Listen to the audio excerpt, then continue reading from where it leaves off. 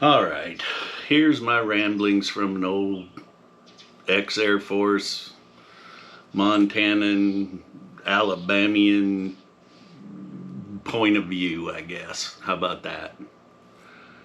A little bit about myself. I was born in Montana. I was raised in Montana. Joined the Air Force at 18.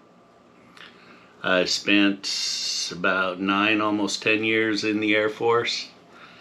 I was stationed in Oklahoma City, and I was stationed in Rapid City, South Dakota.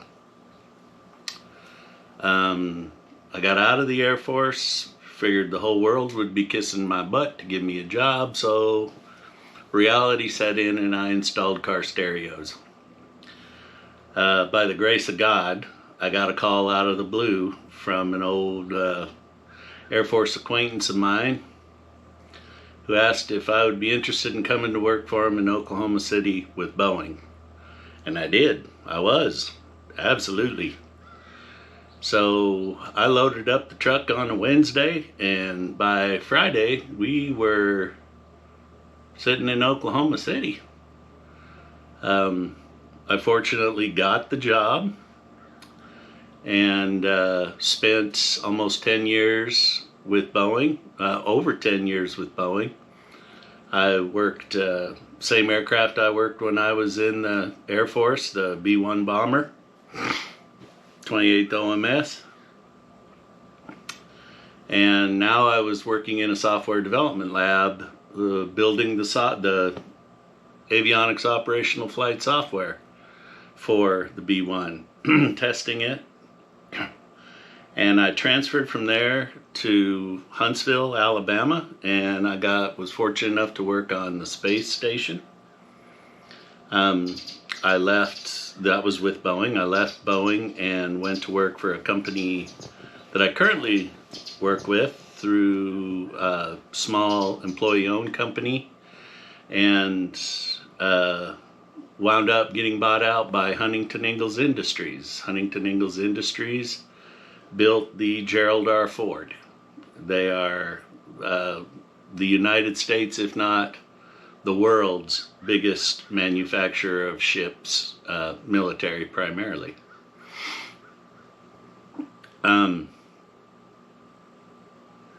With that said, that's a little bit of my background. I used to live on about 2 acres, and I got some chickens because I'd never raised chickens.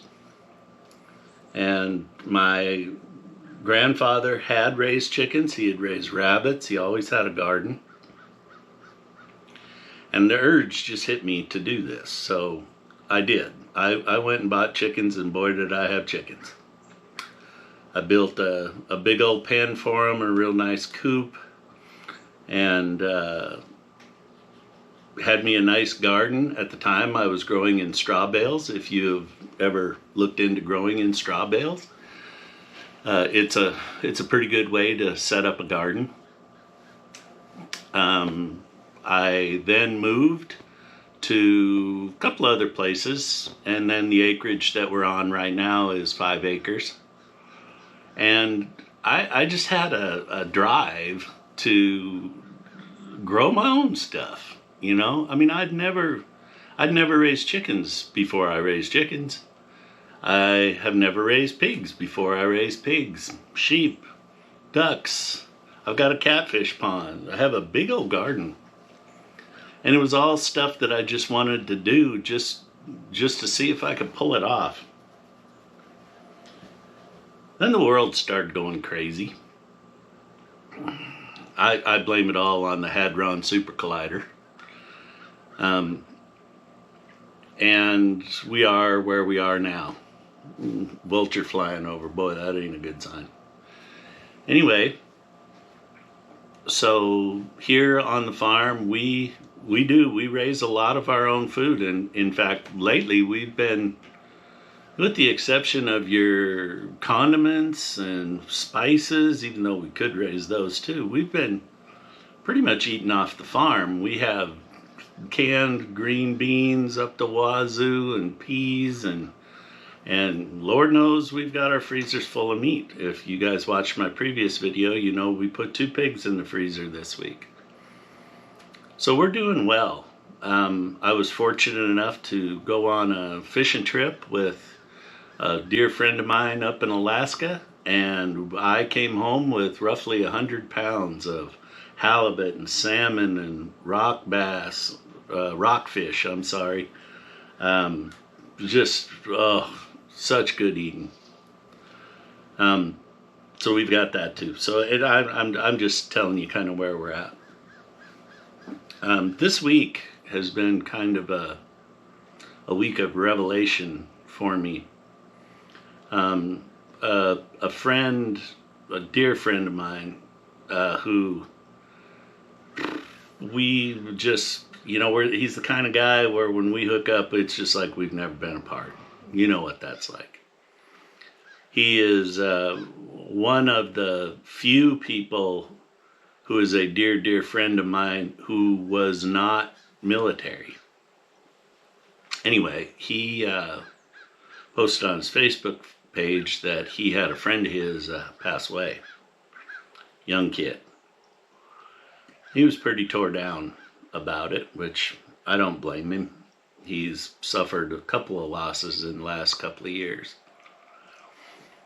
He started telling me about this guy's life.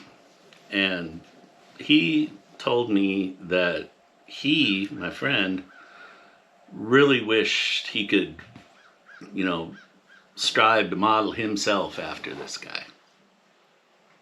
And this is the kind of guy he was. My friend is he's a boat captain. He guides fishing tours out of Port O'Connor and in Texas, to lakes out in Texas. And he met this guy at captain school so he could get his captain's license so he could go out on the big water. And he said one time Lane was taking a group out. They were 50 miles offshore, and they hit a floating rope soaked with oil that was like 5 inches around. Couldn't see it. They were full tilt. Hit it and just tore up one of the engines on the boat. Well, they're 50 miles offshore. So Lane was the kind of guy, apparently, that he always made lemonade out of lemons. And instead of panicking and having a fit and giving a bad experience to the crew, because if you think about it, they can go about 15 miles an hour, and they are 50 miles offshore. With one motor, they can go 15 miles an hour. They are, 3 hours at least, probably 4 hours offshore. So what are they going to do for 4 hours? Well, Lane just gets the idea that he hooks them all up with some trolling lures and setups and heads back to port, wounded on one engine. And apparently the customers caught mahi-mahi like they were going out of style on the way home and just had a big time. And I guess the point of that is he took a bad situation and turned it into an outstanding situation. He said one of his mottos that Lane would use is, I plan the trip, but God is the event coordinator, which I appreciate that. I think that's pretty good. And in this particular instance, God threw him a curveball, and he knocked it out of the park. I want that attitude here. I want to be able to do that, because especially right now, with everything that's going on in the world and people kind of freaking out, and we're so divided, and everything can turn into a stressful moment. As I record this, to the best of my knowledge, they're still looking for the mass shooter up in Maine. And I haven't really followed it. I try to avoid mainstream media as much as I can, but with everything going on, I have to get my news somewhere. I'll get to that too. People are being pushed to the breaking point. Things that used to just not bother people tend to really drive them nuts these days. And the pressure just keeps building and building and building, and it's all about the unknown. We've got biblical overtones transpiring right now in the Middle East. That puts a lot of pressure on people. Inflation is high. Cost of living is high. We've got a $33 trillion debt that we can't pay that off. There's no way. There's no way. And our government, right and left, spends money like it's going out of style, which puts a lot of pressure on us, the consumers. So I guess what I'm saying there is, and I hope I would really hope that I can take Lane's approach to these kind of things and be able to turn those lemons into lemonade.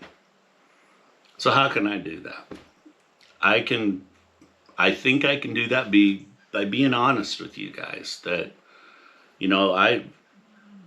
if I fail, I fail. If I succeed, I succeed. I'll share it with you. It's, and if I can help one person out there, maybe I'm doing my job. I do this stuff around here, around the farm, because I love it. I enjoy it. I seriously enjoy it. There is nothing more satisfying than sitting down to a dinner at the end of a day when everything that you're eating came from your labor. I can't even believe I do that. And people who know me, who have known me for a long time, are going, really? This is the same Ron I used to know? But I love it. I love it. I love having that together. Am I a prepper? Yeah. No, yes, no, yes, no. I know that I'm going to be okay if things get really weird. And I know I'm prepared for if they got really, really weird, which I'll share with you a little bit of what I do. I have a Berkey water filter that we use. We run tap water through it right now. Got spare filters for it. Also have a swimming pool where, if water shuts off, I've got pretty good supply of water there. I have a pond. Got a pretty good supply of water there. I've got maybe not the creme de la creme of food around here, but we're not going to starve. We had an incident, I want to say it was in 2011, but I'm not real sure, where a F5 tornado came through where I live, and we were without power for about a week, about 5 days. And it kind of opened my eyes. When you have no power, you're kind of screwed. You can't even charge your cell phone, which that's another thing. It's going to go away in the event that, power goes out. You're not going to have cell phones. And we didn't have, fortunately, I had an outdoor kitchen at the time that was natural gas fed and piped in from the street. So we had stuff in the freezer, just store-bought stuff. So we were able to cook. I had an instant-on hot water heater. Of course, it was electric. It was the gas company put it in because it burnt gas, but you still needed electricity for it. I had to go out and buy a generator. I bought the generator. We were running things. I got my DirecTV satellite aimed back up where I could get some news. Had a couple of lights on in the house. We're able to have hot water. Okay, that's one thing when you go without power for 5 days, hot water is a big dang deal. Can't take a shower. Cold showers suck. But we had our friends come over and help us because we had trees down. It was a mess at our house. It was bad. And they helped us clean everything up. And a lot of them did it so they could take a hot shower because their houses didn't have power, even though their houses weren't affected by the tornado other than no power. So, in a no power situation, you've kind of got to be ready for that. I've got plans for a solar array.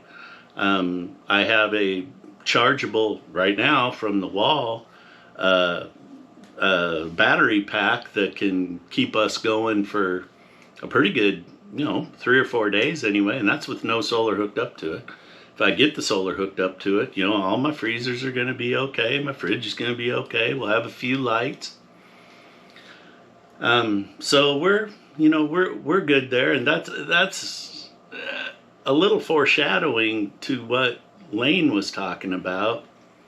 Is I'm planning the trip, but God is the event coordinator.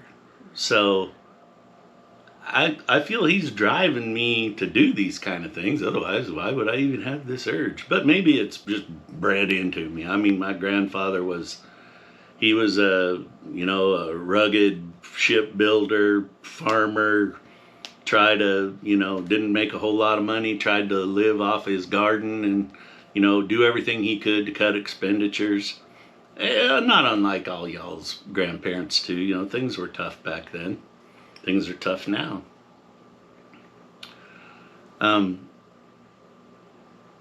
But anyway, yeah, that's my revelation. It's just, I really appreciate the fact that, I'm planning the trip, but God's the event coordinator. So I just want to show him that I can be ready for those events, if it's his choosing, I guess. One thing I would like to tell you guys about, especially, in this day and age when you really don't know what you're hearing on the news is all that great.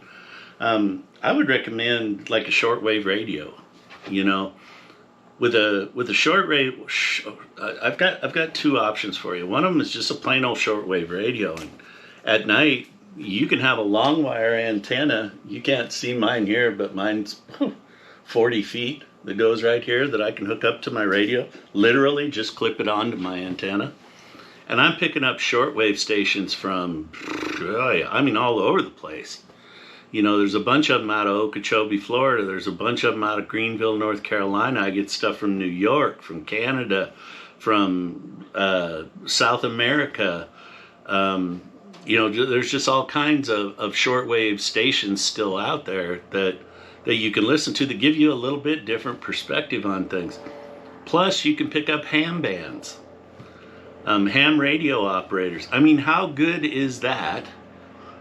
Let's just say we have a hurricane on the coast or something, or you have a tornado go through your neighborhood, or a bad storm, or a winter storm, power outage, whatever. If you can, my radio that I have in here somewhere, I can show you right here. It cost me $160, and I can listen to what's going on outside of my little zone, which is great. You get news to find out what's going on. I won't say even better, but there is a different way you can do it too. That's called SDR, software defined radio. It started out as a TV dongle that people were using and plugging into their computers so they could watch TV on their computers, catching over-the-air transmissions. Some guys got in there, started tweaking it, and now it's a full HF to, 25 kilohertz to 3 gigahertz on your laptop. And you're going, well, that's not going to do you much good if the internet's down. You don't need the internet. You also need power and an antenna. And you're getting, I can pick up aircraft traffic here, listen to tower. I can get, the time out of Colorado, WVN, is that it? WVVN, something like that, WWV. I get that. I can get ham radios. I can get AM radios. I can download data from satellites. I mean, if you have the right antenna, it'll download the weather picture for you if you want. It's information, and I think, let me look real quick right here. Alfred Henry Lewis in 1906 coined the phrase, "We're 9 meals from anarchy." What does that mean? Well, that means a guy can go about 3 days without food and he starts getting desperate. Okay? You see where I'm headed with this? 3 days without food, let's say. I don't know, you're out in the country and you can't get to the store. You're gonna strive to get that, and things are gonna be different. If a city goes down or whatever, things are gonna be different. Look at Gaza right now. Put yourself in the middle of Gaza, whether you're on either side, and just go, how do you survive right now? How do you even get to the next meal? And they're seeing this kind of stuff. The pressures, pushes them towards this. And eating and drinking are 2 things you have to have. 3 of the 3, they're 2. You need air, you need to eat, and you need to drink. So having access to outside information is huge. Networking, communication is paramount during a situation like that. So anyway, I don't even know, this was just me rambling, me having, the revelation that even though I'm 60 years old, an old fat guy on a farm, there are things I'm going to do to make myself better, and that's where I'm going to go. And I feel bad that it was something, as bad as a real good friend of mine's real good friend passing to bring me to that revelation. Things, when times get tough, your priorities change. And that's a good thing. So somebody's got to be strong during those times, or somebody's got to be at least cognizant. So why not try to strive to be just a better you like that, and you be that guy, you be that guy who, hey, it's okay. I've got my little hood right here. We've got about, 2 square miles, about 8 of us living on it. I can help to take care of them in a situation. I can take a bad situation and try to make it better. Wow, has this rambled on, huh? So anyway, it all comes back to, that's why I do what I do out here. I really enjoy sitting down to a meal that I know exactly where it came from. I know what it takes to make that happen. And it ain't easy. There's no money in it. You can't earn back what you put in to the stuff that you do out here. We've tried that. It was, you just can't do it. You can't charge for your hours. You can make piddly money selling eggs, but all that does is maybe pay for the feed. The government has us locked down, so it's not like I can cut up a pig and sell it to you. Although there's some squirrely rules on that. And I understand, they don't want some guy, gutting a pig out in his front yard and getting Lord knows what's in it and then selling it. People getting sick. I get it. It's okay. I'm willing to take that risk, I guess, because I know what I'm doing with it. So, but yeah, I enjoy it. I'm trying to focus on how I can become better at it. I love hearing your comments. I want all my friends to know, I've talked to a lot of military guys, and there's one thing they miss being in the military. Almost every one of them will throw it out as the first First thing, that's the camaraderie. I think about that. I think about basic training, Lackland Air Force Base. I was thrown in. I was by myself. I didn't go in with a buddy.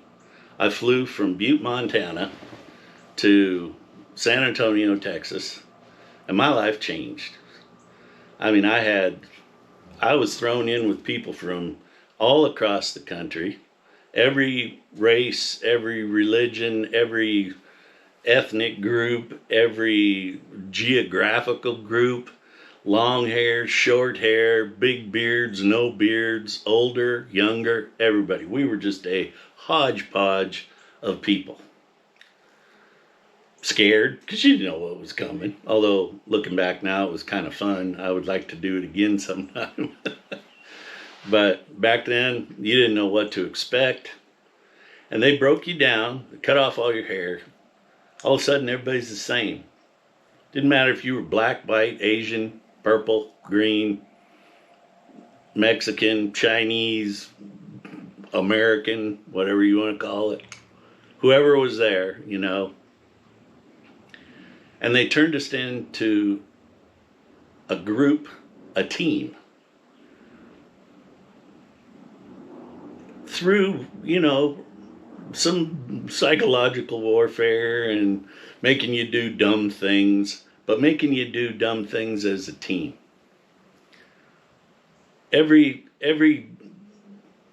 you know, group back then had a couple of guys in there who weren't really good at marching, who weren't very good at athletics, who were overweight. And the whole flight would come together and help them along. You know, if we had to run a mile in 6 minutes and this guy couldn't pull it off in 8 on a bet, we were dragging him along. You know, the people who were not having a problem with doing that were back there helping him. And we became a cohesive group. We established that camaraderie. And now you look at our people today, just our nation as a whole is so divided. You know, what gives me hope is I've seen it happen before. I know it can happen again. You know, that we can all get together. So I urge you guys to, just in your own communities, you know, get together. Go talk to your neighbor. Go see how he's doing. See if you can help him do something. You know, it makes for a better world.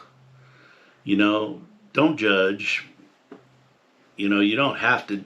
I know you have your beliefs and you want to hang around with people who have the same beliefs as you. It's also best to hear the other side of the story. If for no other reason than to keep your friends close and your enemies closer. No, I'm just kidding there. But anyway, there's a lot we can do. I know this is a dumb long video, but give it a go. You know, reach out to them old friends you got. See how they're doing. Go talk to your neighbor. Take him some beets or garlic. Start growing your own stuff. You know, if for no other reason, a pack of seeds costs you about $2. And you're going to get more cucumbers out of a pack of seeds than you can eat in a year. And how much are cucumbers in the store? 75 cents a piece? You know, it's stupid. It just makes no sense to me why people wouldn't grow their own, at least some of their own food. Grow the stuff you like. You know, that's what we're doing. And we keep evolving. You know, we can a lot of stuff. We freeze a lot of stuff. We preserve a lot of stuff. Which I think is wonderful because you can have it now and you can have it later. And I really didn't have to put money towards it. Not a lot of money anyway. Okay, the upfront cost is a little steep, but after that, man, it's golden. And you can do this. You can do this on a half an acre. You know, you can have a garden back there. You can raise stuff. You can raise rabbits in 3 pens. You have a male, a female, and when they have babies, let me tell you, they have babies. learn how to process them. Know where your food comes from. Anyway, I'm going to stop there. I would like to, if you have comments, I'd like to do a discussion on some of the stuff I said. Some of the stuff you think that I said is just dumb. Fine. If you like it, cool. I'm not expecting a lot. I don't have a lot of followers, but that's okay. I do it for myself and posterity. Maybe someday when I'm gone, my kids or my grandkids can cough this up and they can look at it and see what an old crotchety old man Papa Ron was. All right, I'm going to leave it at that. You guys take care. And remember, plan your trip. Let God be the event coordinator. Take it in stride. Love your kids. Love your family. Say hello to your friends. And above all, give it a go. Till next time.